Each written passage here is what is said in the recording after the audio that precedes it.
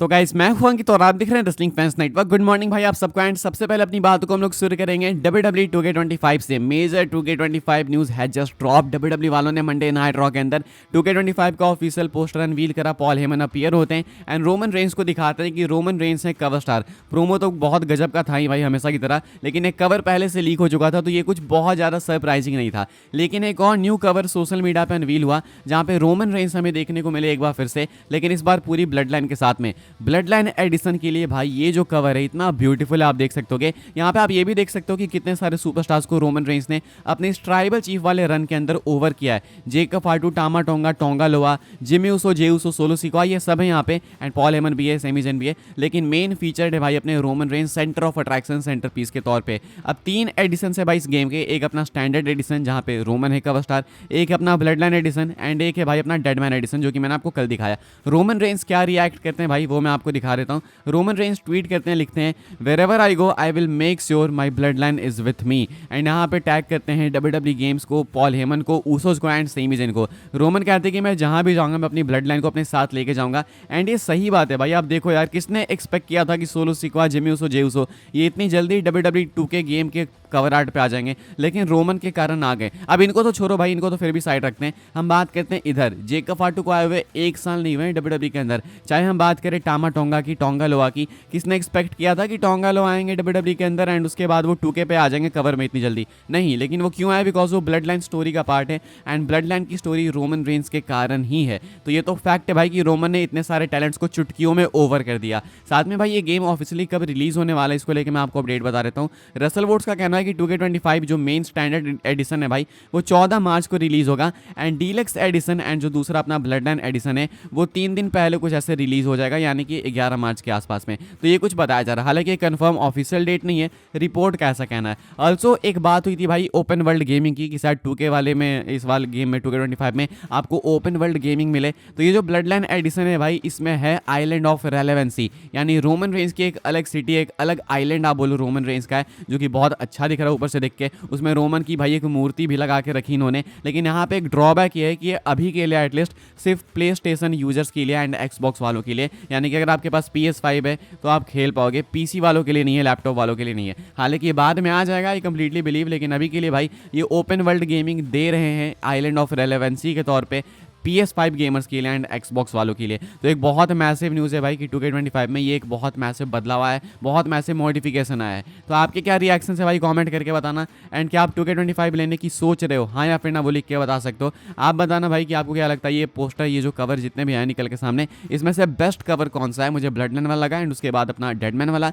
And उसके बाद वो स्टैंडर्ड एडिशन जो है वो वाला लगा। आपके थॉट्स आप लोग लिख के बताना कॉमेंट्स में जरूर से। आगे बढ़ते हैं गाइस, बात करते हैं हम लोग काई सिनेट के बारे में। तो भाई अभी आइसो स्पीड वाली न्यूज़ तो ब्रेक हुई थी कि वो रंबल में आने वाले हैं, ट्रिपल एस ने उनको इनवाइट किया। आज मंडे नाइट रॉ में पॉपुलर ट्विच स्ट्रीमर काई सिनेट आ गए एंड पैट मैकएफे ने उनको इनवाइट कर दिया रॉयल रंबल के लिए। ये तो भाई प्रॉपर एंट्रेंस म्यूजिक के साथ में भी आए थे। अब काई सिनेट होने वाले हैं रंबल में। पैट मैकएफे ने क्या बोला? पैट मैकएफे बोलते हैं कि तुम्हें भी जो करना तुम करना रंबल में, यानी कि अब आपको रंबल में आइसो स्पीड एंड काई सिनेट अगर भागते दौड़ते दिखें तो शौक मत होना, WWE वालों ने दोनों को परमिट दे दी है, दोनों स्ट्रीम करने वाले हैं, यानी कि रंबल भाई सोचो कितना पॉपुलर होने वाला है। अब ऐसे में आइसो स्पीड एंड काई सिनेट दोनों होने वाले हैं तो आप इनका फेस ऑफ भी एक्सपेक्ट कर सकते हो। इवन काई सिनेट ने आज तो चैलेंज सा भी कर दिया आइसो स्पीड को कि मैं तुम्हें रंबल में मिलूंगा। क्या पता रंबल रिंग के अंदर ये दोनों आपको देखने को मिले, तो एक बहुत अच्छा मोमेंट होगा एंड एक मेन स्ट्रीम मोमेंट होगा। तो ट्रिपल एच को बहुत अच्छे से मालूम है भाई कि कैसे इंटरनेट पे अपने कंटेंट को वायरल कराना है, कैसे नंबर्स लाने हैं। तो डेफिनेटली भाई उसके प्रीव्यू को आप देख सकते हो। एंड रंबल में आइसो स्पीड एंड काई सिनेट जो वर्ल्ड के टॉप 2 स्ट्रीमर्स हैं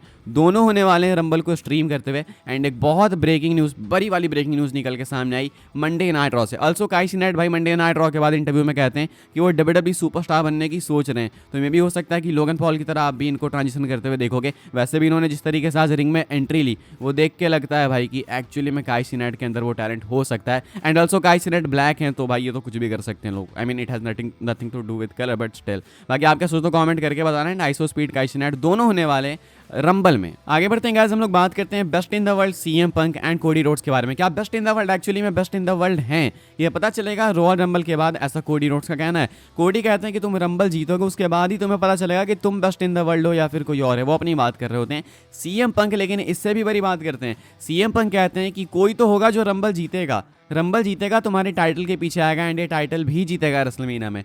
कोडी रोड्स भी रिएक्ट करते हैं। उसके बाद सीएम पंक बोलते हैं तुम्हें पता है वो समबडी, वो कोई भी कौन होने वाला है, वो कोई भी मैं होने वाला हूँ, यानी कि मैं जीतूंगा रंबल एंड मैं तुम्हारे पीछे आऊँगा, ये टाइटल तुमसे लूँगा रेसलमेनिया में। यानी कि सीएम पंक ने पहले ही क्लियर कर दिया कि अगर वो रॉयल रंबल मैच जीतते हैं तो वो कोडी के पीछे जाएंगे। सीएम पंक के चांसेस काफ़ी ज़्यादा हैं भाई रंबल जीतने के लिए, बिकॉज जॉन सीना पहले से ही एडवर्टाइज्ड हैं एलिमिनेशन चेंबर के लिए, तो मोस्ट लाइकली चेंबर मैच में होंगे। अब ऐसे में सीएम पंक अगर जाने वाले हैं भाई कोडी के पीछे, तो जॉन सीना देन गुंथर के पीछे जाएंगे, उसके बाद केविन ओवन सेमी जेन के पीछे जाएंगे। तो अब ऐसे में रोमन रेंज एंड आपको शायद रॉक का मैच भी देखने को मिल सकता है। रैंडी ऑर्टन के साथ क्या होगा that I don't know, but इतना मैं आपको बता सकता हूँ कि सीएम पंक अगर रंबल जीतेंगे तो उनके अकॉर्डिंग, उनकी बातें माने तो भाई वो सीधा जाने वाले हैं कोडी रोड्स के पीछे अनडिस्प्यूटेड चैंपियनशिप के लिए। प्रोमो बहुत आग था इनका आज का, आपने नहीं देखा तो आप बिल्कुल जाके देखना, 6-7 मिनट का प्रोमो था, एक मस्ट वॉच प्रोमो था, बहुत अच्छा था। एंड गो होम शो के लिए तो इन्होंने बेस्ट डिलीवर किया है। बाकी सीएम पंक ने ये एक मैसिव न्यूज़ दी है, मैसिव बॉम्बशेल ड्रॉप किया कि भाई वो कोडी के पीछे आने वाले हैं रंबल जीतने के बाद। आगे बढ़ते हैं गाइस, हम लोग बात करते हैं अपनी अगली स्टोरी के बारे में, जो कि फिनोमिनल वन एज स्टाइल्स को लेकर। अभी तक भाई एज स्टाइल्स को लेकर डिसअपॉइंटिंग न्यूज़ वगैरह निकल के सामने आ रही थी कि भाई एज स्टाइल्स अभी नहीं आएंगे, बाद में आएंगे रेसलमेनिया के बाद, ऐसी वैसी बातें। लेकिन एज स्टाइल्स भाई आपको शायद पहले देखने को मिल सकता है, बिकॉज एक बहुत मैसिव न्यूज़ आई है पीडब्ल्यू इनसाइडर की।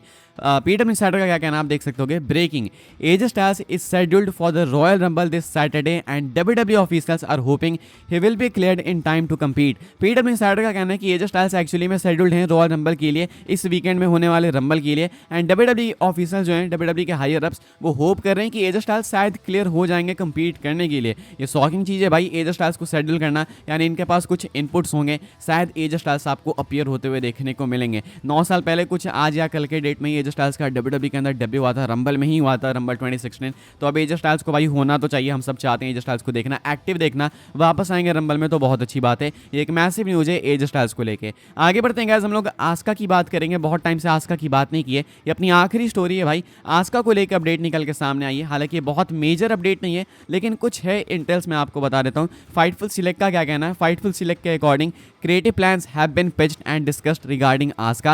As of now, it is unknown when Asuka will be returning or if she has been at the WWE Performance Center training as of yet. Fightful Select का कहना है कि creative plans pitch किए जा रहे हैं आस्का के लिए, हालांकि अभी तक पता नहीं है भाई कि आस्का कब वापस आएंगी, या फिर क्या वो परफॉर्मेंस सेंटर में वापस आ चुकी हैं, ट्रेनिंग करने लगी हैं, वो सब कुछ नहीं पता। बस इतना पता है कि इनके लिए क्रिएटिव पिचेस आने लगे हैं एंड मे बी आस्का का कमबैक भी आपको जल्दी देखने को मिलेगा। मे बी रंबल में भाई ये इंजरी से बाहर गई थी, तो ये एक सैड न्यूज़ थी उस टाइम की। अभी एक और सैड न्यूज़ है इंजरी को लेकर, जो कि मैं आपको अभी अगली वीडियो में बताऊंगा, बिकॉज इस वीडियो में बहुत सारी न्यूज़ हो जाएगी नहीं तो। लेकिन आस्का को लेकर न्यूज़ ये है भाई कि आपको देखने को मिल सकती हैं जल्दी, अगर क्रिएटिव प्लान्स पिच किए जा रहे हैं तो ये तो बिल्कुल हो सकता है। फिलहाल गाइस इस वाली वीडियो के लिए सारी अपडेट्स थी, आई होप्स आपको इन्फॉर्मेशन मिली हो। आपको आज का एपिसोड कैसा लगा मंडे नाइट रॉ का कमेंट करके बताना है। वीडियो को लाइक शेयर सब्सक्राइब करना, चैनल को आपने नहीं किया तो फॉलो कर सकते हैं आप लोग मुझे इंस्टाग्राम एंड ट्विटर पे भाई, वहाँ पे भी मैं WWE का ही कंटेंट पोस्ट करता हूँ। एंड ज्वाइन कर सकते हैं आप लोग मुझे व्हाट्सएप चैनल पर, उसकी भी लिंक डिस्क्रिप्शन में। मिलेंगे अगली वीडियो में, तब तक के लिए good bye, thanks for watching.